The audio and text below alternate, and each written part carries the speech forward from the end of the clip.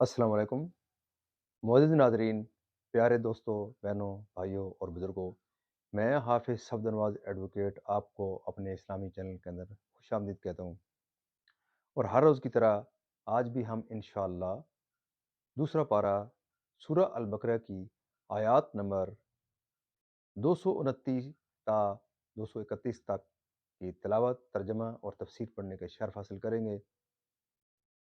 تلاوت شروع فرمانے سے پہلے ہم درود شریف پڑھتے ہیں، آپ بھی میرے ساتھ پڑھیں۔ اللهم صل على محمد وعلى آل محمد كما صليت على إبراهيم وعلى آل إبراهيم إنك حميد مجيد. اللهم بارك على محمد وعلى آل محمد كما باركت على إبراهيم وعلى آل إبراهيم إنك حميد مجيد. أما بعد فأعوذ بالله من الشيطان الرجيم. بسم الله الرحمن الرحيم.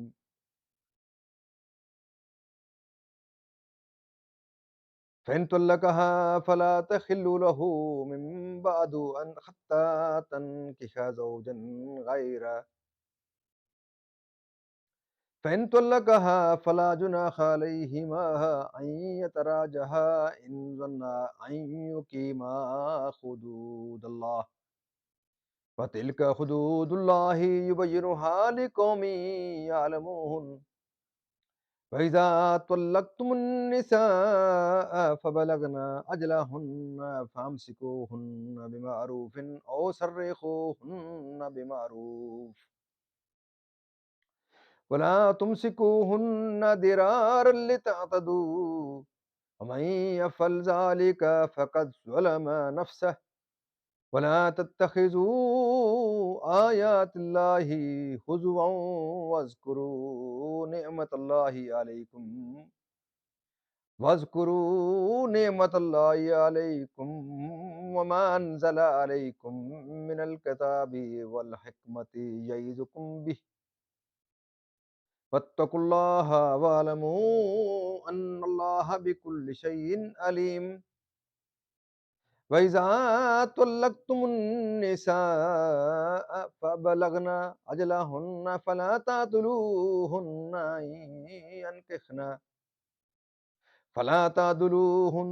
أن ينكحن أزواجهن إذا تراضوا بينهم بالمعروف، ذلك يوعظ به من كان منكم يؤمن بالله واليوم الآخر، ذلكم أزكى لكم وأطهر، والله يعلم وأنتم لا تعلمون. صدق اللہ العظیم. ترجمہ: پھر اگر تیسری طلاق اسے دی تو اب وہ عورت اسے حلال نہ ہوگی جب تک دوسرے خاوند کے پاس نہ رہے.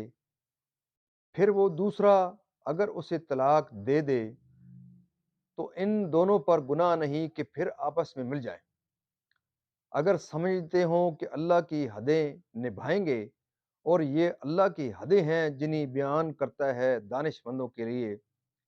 اور جب تم عورتوں کو طلاق دو اور ان کی میعاد آ لگے تو اس وقت تک یا بھلائی کے ساتھ روک لو یا اچھے سلوک کے ساتھ چھوڑ دو،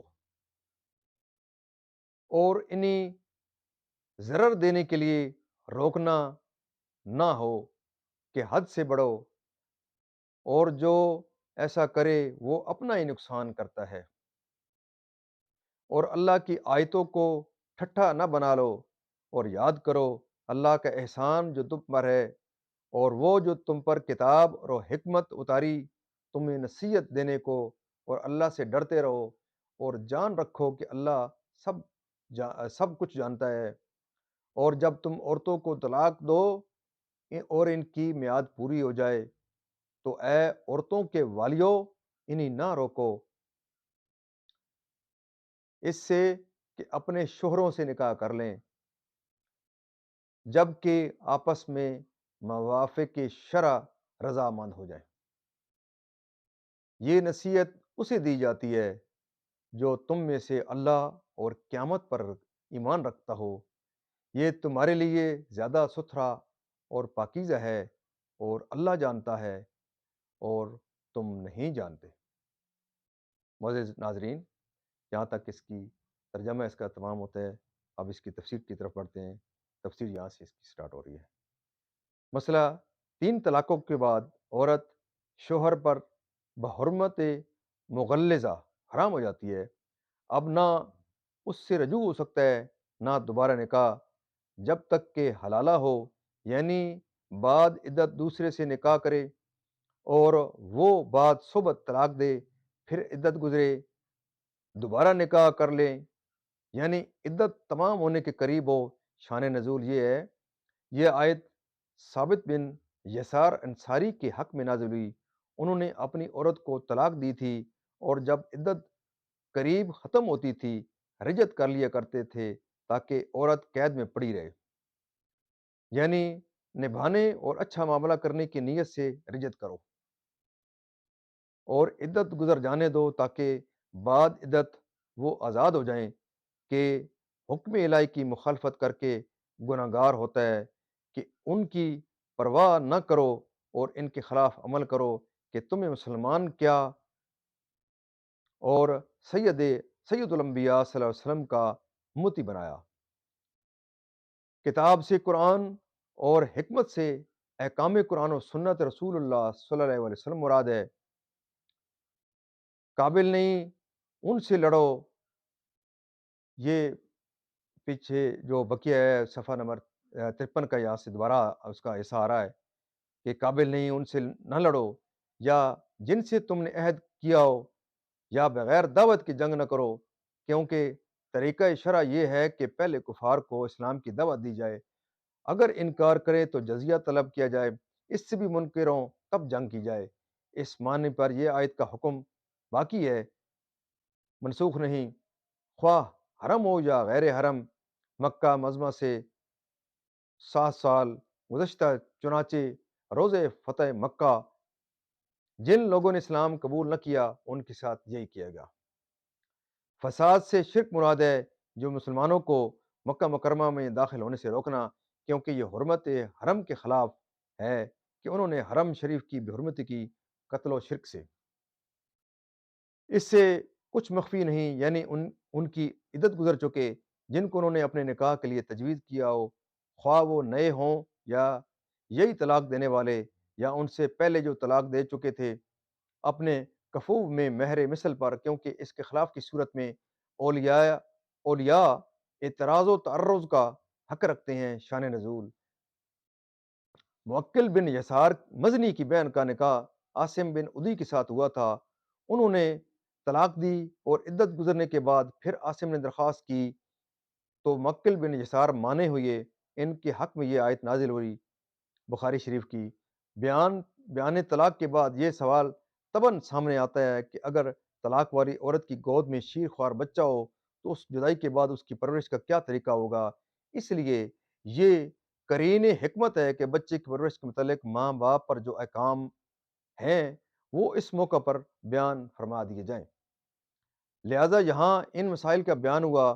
مسئلہ، ماں خواہ مطلقہ ہو یا نہ ہو، اس پر اپنے بچے کو دودھ پلانا واجب ہے، بشرطے کہ باپ کو اجرت پر دودھ پلوانے کی قدرت و استطاعت نہ ہو، یا کوئی دودھ پلانے والی میسر نہ آئے، یا بچہ ماں کے سوا اور کسی کا دودھ قبول نہ کرے۔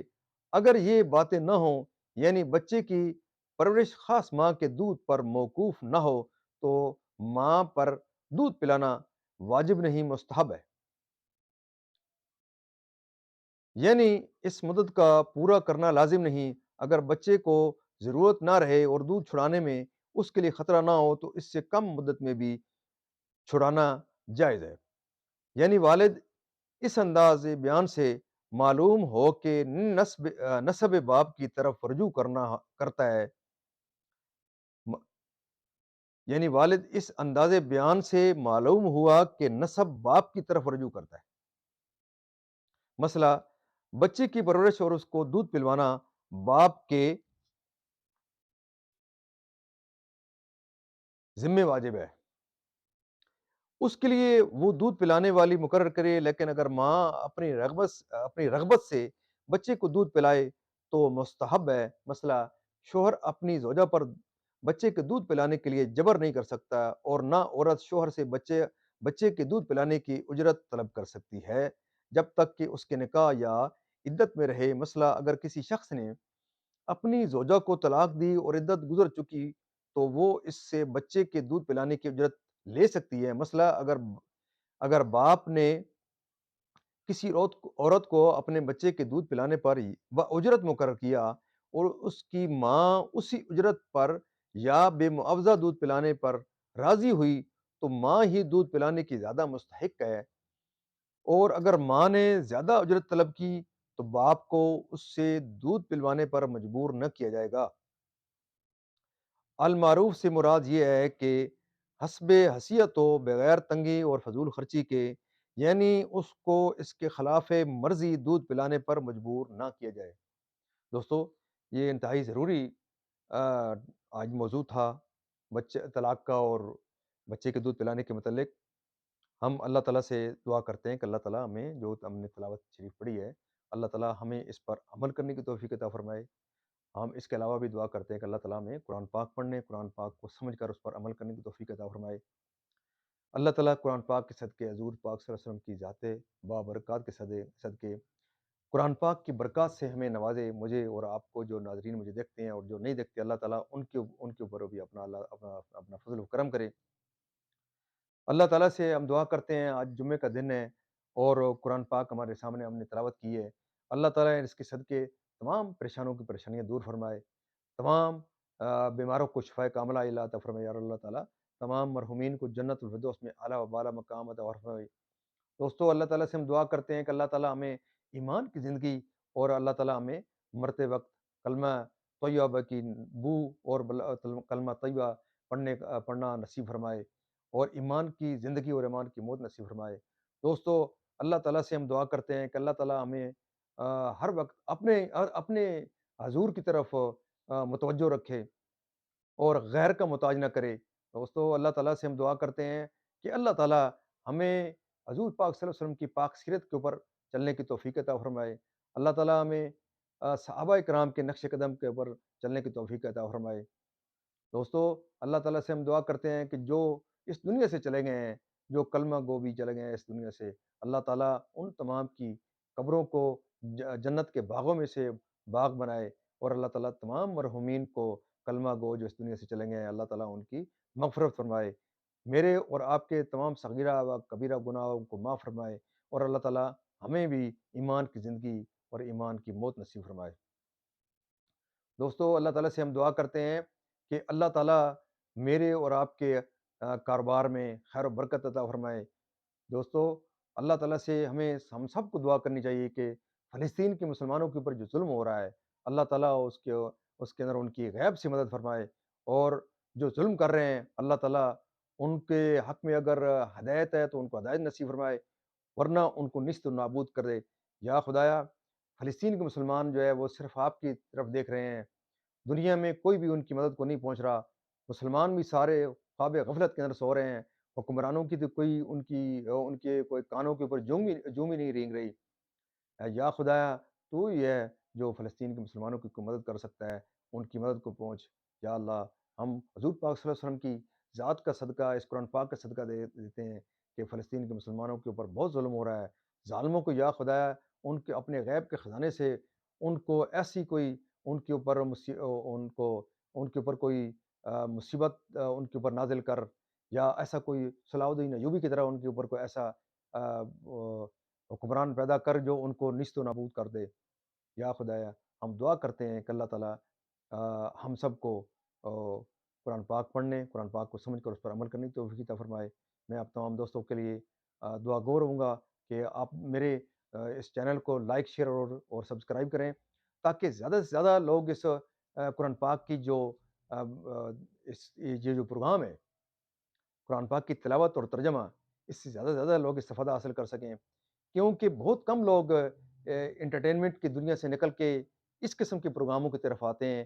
آپ تمام دوست جو مجھے دیکھ رہے ہیں، آپ تمام سے میں انتہائی ریکویسٹ کرتا ہوں کہ لوگوں کو قرآن پاک کے جو اس قسم کے دینی پروگرام ہیں اس کی طرف لوگوں کو تلقین کریں، راغب کریں۔ اللہ تعالیٰ آپ تمام دوستوں کا حامی و ناصر۔ آمین ثم آمین۔